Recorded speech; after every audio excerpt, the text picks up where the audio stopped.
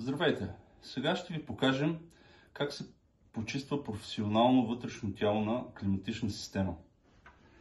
Първо започваме с отварянето на предния капак, демонтирането на предния капак и изкарването на предните филтри.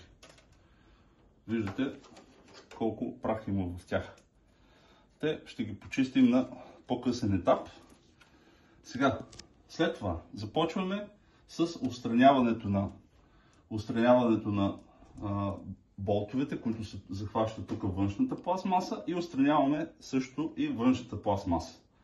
След това започваме с опаковането на вътрешното тяло и подготовката му за измиване с биопрепарат, който вече казахме, че е биоразградим и не вреди на вас, на вашето здраве, на вашето семейство, на вашата система и на важно също и на околната среда.